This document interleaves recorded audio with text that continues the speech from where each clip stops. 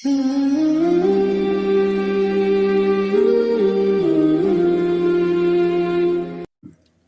اللہ خوب جانتا ہے سینوں کے رازوں کو۔ سورہ آل عمران کی آیت نمبر 154 کا باقی ماندہ حصہ آپ حضرات کے سامنے تلاوت کیا اور ترجمہ کیا ہے۔ اس میں اللہ تبارک و تعالی نے غزوہ احد کے موقع پر جو منافقین کا کردار تھا اس کو بیان فرمایا ہے۔ منافق وہی ہوتا ہے جس کے دل اور جس کی زبان میں فرق ہو، قول کچھ اور ہو اور عمل کچھ اور ہو، دل میں اور ہو اور زبان پر اور ہو۔ زبان پر وفاداری ہے، دل میں غداری ہے۔ زبان پر بلند و بانگ دوستی کے دعوے ہیں اور دل کے اندر دشمنی کے پروگرام ہیں، تو یہ نفاق ہے۔ زبان کا اور دل کا متفق ہونا، قول اور فعل کا ایک ہونا، یہ اخلاص ہے۔ اخلاص اللہ کو پسند ہے، جو دل میں ہے وہی زبان پر ہو۔ دل زبان کی ترجمان ہے، اپنا زبان دل کی ترجمان ہے۔ جو دل میں ہوتا ہے زبان اس کی ترجمانی کرتی ہے۔ اگر وہی بتائے جو دل میں ہے تو یہ سچ ہے، اور اگر دل میں کچھ اور ہو زبان کچھ اور بتائے تو یہ جھوٹ ہے، اور جھوٹے پر خدا کی لعنت ہے۔ تو اس لیے نفاق والے جو تھے اوپر سے تو مسلمانوں والی باتیں کرتے تھے، مسلمانوں کے ساتھ وفاداری کے دعوے کرتے تھے، نبی صلی اللہ علیہ وسلم کے ساتھ محبت کے دعوے کرتے تھے، لیکن ان کے دل کے اندر کفر چھپا ہوا تھا۔ اس لیے جب وہ کافروں کے ساتھ ملتے تو قرآن کہتا ہے پھر ان کو کہتے ہم تمہارے ساتھ ہیں، اور مسلمانوں کے ساتھ جو ہم اوپر سے باتیں کرتے ہیں وہ ان کے ساتھ ہم ٹھٹھا مذاق کرتے ہیں۔ تو فرمایا یخفون فی انفسہم ما لا یبدون لک، چھپاتے ہیں وہ منافق لوگ اپنے دلوں میں کفر کو، اسلام دشمنی کو، مسلمانوں کی دشمنی کو، اس کو وہ اپنے دلوں میں چھپائے ہوئے ہیں۔ ما لا یبدون لک، وہ آپ کے سامنے اس کو ظاہر نہیں کرتے۔ اور چونکہ منافقوں نے پہلے یہ مشورہ دیا تھا کہ مدینہ طیبہ کے اندر رہ کر کے دفاع کیا جائے، باہر نہ نکلا جائے، کافروں کی طاقت زیادہ ہے، دشمن کی تعداد زیادہ ہے، باہر نکلیں گے تو وہ ہم پر غالب آ جائیں گے، پھر مدینہ جو پیچھے ہمارے بیوی بچے وہاں ہوں گے وہ غیر محفوظ ہوگا۔ اس طرح کے ان کے تخیلات تھے، یعنی وہ مادیت پہ، اسباب پہ بھروسہ کر رہے تھے، جبکہ نبی پاک صلی اللہ علیہ وسلم ما فوق الاسباب اللہ کی مدد اور نصرت پر بھروسہ فرما رہے تھے۔ تو اب جس وقت جنگ کا پاسا پلٹا اور فتح شکست میں بدلی تو اب منافق کہنے لگے اگر ہماری مرضی چلتی تو پھر مدینہ سے نکلتے ہی نہ، جب نکلتے نہ یہاں آتے نہ، یہاں جنگ ہوتی نہ تو یہ شکست نہ ہوتی، اور اتنے جو ہمارے بندے مارے گئے ہیں یہ مارے نہ جاتے۔ تو کہنے لگے لو کان لنا من الامر شیء، اگر ہوتا ہمارا کوئی اختیار کچھ بھی اس معاملے میں، ما قتلنا ہاہنا، تو یہاں ہم میں سے کوئی قتل نہ ہوتا۔ اب دیکھیں قتل تو اور ہوئے ہیں، جو کہہ رہے ہیں یہ تو نہیں ہوئے، لیکن ان کے قتل کو یہ کہے اپنا قتل رہے ہیں۔ ما قتلنا، نہ ہم مارے جاتے، ہم ہا ہونا یہاں، یہ نہیں کہہ رہے کہ نہ مارے جاتے یہ لوگ اس جگہ پر، بلکہ اپنا کہہ رہے ہیں۔ یہ نبی پاک صلی اللہ علیہ وسلم کی اس تعلیمات کا اثر ہے جو آپ نے ارشاد فرمایا کہ سارے مسلمان جسد واحد کی طرح ہیں۔ اگرچہ ان کے اندر منافق ہے، لیکن حضور صلی اللہ علیہ وسلم کی اس تعلیم کا ظاہری اثر ان کی زبانوں پر بھی ہے۔ یہ الگ بات ہے کہ آج کا مسلمان بیچارہ یہ سمجھتا ہے کہ اس کا نقصان ہوا ہے، میرا نہیں ہوا۔ وہ اپنے بھائی کے نقصان کو بھی اپنا نہیں سمجھتا، اپنے محلے دار کے نقصان کو بھی اپنا نہیں سمجھتا، اور وہاں منافق یہ کہہ رہے ہیں کہ ان کا مرنا گویا ہمارا مرنا ہے۔ تو مسلمان اگر یہ سمجھ لے کہ دوسرے کا نقصان میرا نقصان ہے، دوسرے کی عزت میری عزت ہے، اس کا مال میرا مال ہے، اس کا کاروبار میرا کاروبار ہے، تو پھر ایک دوسرے سے شکوے ختم ہو جائیں گے۔ پھر احساس ہو جائے گا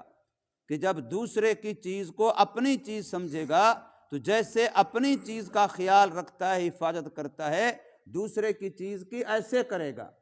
تو پھر اس کا نقصان نہیں کرے گا۔ اور حضور صلی اللہ علیہ وسلم نے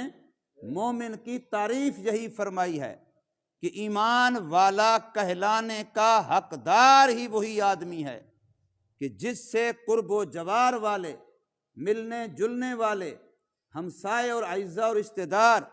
وہ اس سے امن میں ہوں، بے خوف ہوں، ان کو اس سے کوئی خطرہ نہ ہو کہ یہ ہماری جان کا نقصان کرے گا یا مال کا نقصان کرے گا یا عزت کا نقصان کرے گا، اس سے کوئی خطرہ نہ ہو۔ یہ مومن کہلانے کے حقدار ہے۔ اور اگر محلے دار بیچارے فکر مند ہیں، اگر اس کو موقع ملا پتہ نہیں ہمارے جان کا نقصان کر دے گا،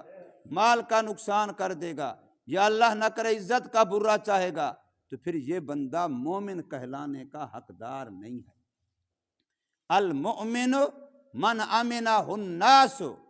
عن ارضہم و اموالہم و انفسہم۔ مومن وہی شخص کہلانے کا حقدار ہے، یا کامل مومن وہی بندہ ہے کہ جس سے دوسرے لوگ اپنی عزتوں، اپنے مالوں اور اپنے جانوں کے بارے میں بے خوف اور امن میں ہوں۔ تو فرمایا کہ وہ کہہ رہے ہیں اگر ہماری مانی جاتی تو یہاں ہمارے یہ بندے مارے نہ جاتے۔ تو اللہ نے اس کے جواب میں ارشاد فرمایا کہ اے محمد کریم صلی اللہ علیہ وسلم، آپ ان سے کہہ دیجئے لو کنتم فی بیوتکم، اگر تمہارے مشورے کے مطابق مدینہ طیبہ میں رہ کر کے یہ جنگ لڑی جاتی، گھروں میں ہی ہوتے، لیکن جن لوگوں کا مرنا اس جگہ پر لکھا ہوا تھا جہاں یہ اب مرے ہیں، تو یہ ضرور گھر سے نکلتے اور کسی بہانے سے یہاں پہنچتے اور ان کی روح یہاں قبض ہوتی۔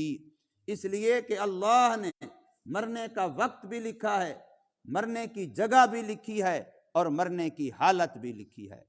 کب مرنا ہے، کہاں مرنا ہے، کس حال میں مرنا ہے، یہ تینوں باتیں ہر انسان کے بارے میں لکھی جا چکی ہیں، ان میں کوئی تغیر تبدل نہیں۔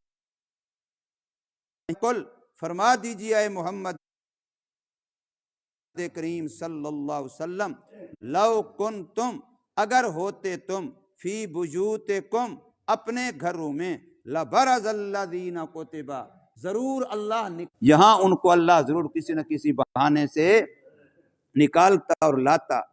اور مقصود اس سارے معاملے سے فرمایا ایمان والوں کا ابتلا اور آزمائش ہے، اور مخلصین اور منافقین کا پتہ لگانا ہے۔ اللہ تو جانتا ہے اپنے غیبی علم کی وجہ سے، علم کامل کی بنیاد پر، لیکن دوسروں کے سامنے اوپن ہو جائے، ظاہر ہو جائے، واضح ہو جائے کہ کھرا کون ہے اور کھوٹا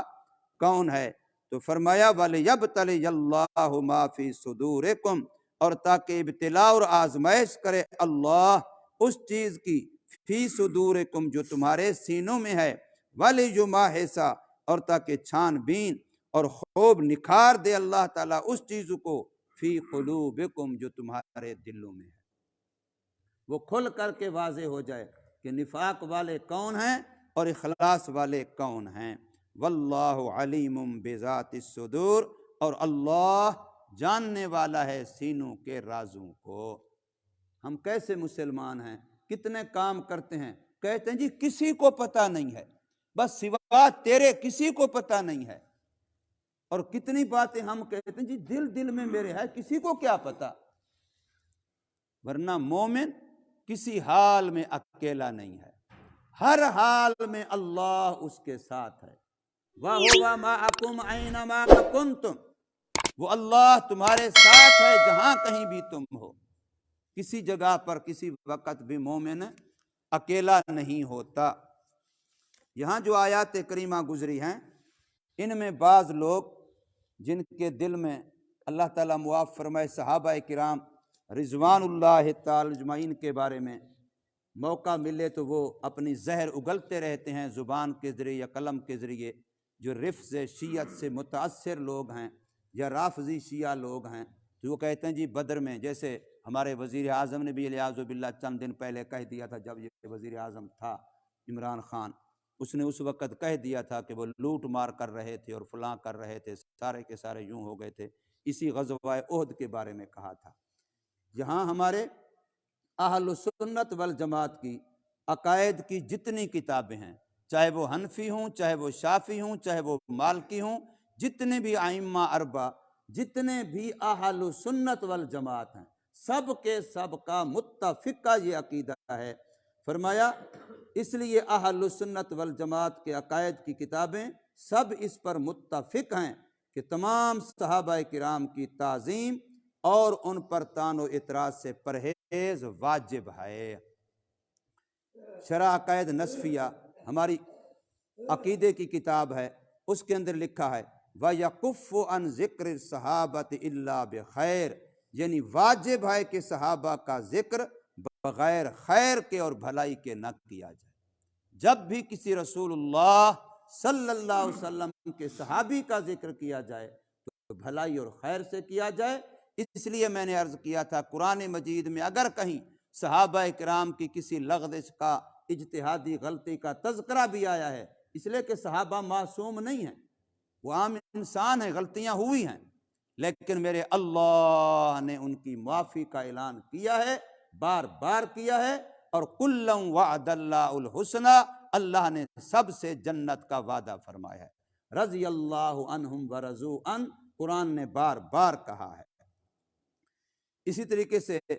ابن حمام کی شرح مسامرہ کے نام سے عقیدے کی کتاب ہے، اس کے اندر لکھا ہے اعتقاد اہل سنت تزکیۃ جمیع الصحابۃ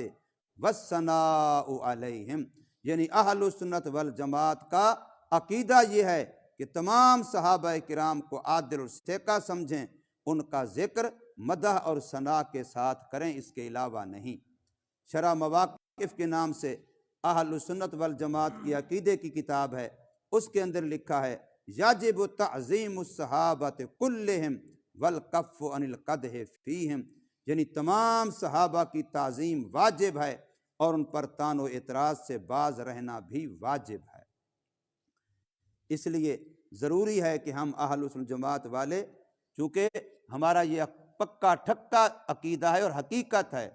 کہ قیامت کے دن نجات اہل سنت والجماعت کے عقیدے میں منحصر ہے، یاد رکھ لو۔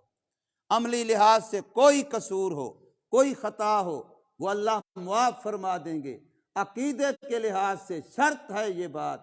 کہ مسلمان ہے ہی وہی ما انا علیہ و اصحابی، جو اسی پر ہو جس پر رسول اللہ صلی اللہ علیہ وسلم تھے اور صحابہ کرام تھے۔ اہل سنت والجماعت کا عقیدہ یہ ہے کہ صحابہ کرام کے درمیان جو اختلافات اور قتل و قتال ہوئے ان میں کسی پر الزام اور اعتراض کرنے سے باز رہیں۔ وجہ یہ ہے کہ تاریخ میں جو روایات ان کے عیبوں کے متعلق آئی ہیں ان میں اکثر تو جھوٹی اور غلط ہیں، جو دشمنوں نے، روافض نے، ابن سبا کی اولاد نے خود ہی اڑائی ہیں، اور بعض وہ ہیں جن میں کمی بیشی کر کے ان کو اپنے اصل کے خلاف کر دیا گیا ہے، ان کا حلیہ بگاڑ دیا گیا ہے۔ اور جو بات صحیح بھی ہے تو صحابہ کرام اس میں اجتہادی رائے کی بنا پر معذور ہیں، اور بالفرض جہاں وہ معذور بھی نہ ہوں تو اللہ تبارک و تعالیٰ کا قانون ہے کہ اللہ نیکیوں کی وجہ سے گناہوں کو مٹاتے رہتے ہیں، اعمال صالحہ سے برے اعمال کا کفارہ ہو جاتا ہے، اور یہ ظاہر ہے کہ صحابہ کرام کے نیک اعمالوں کے برابر کسی دوسرے کے نیک اعمال نہیں ہو سکتے، اور اللہ تعالیٰ کے عفو درگزر کے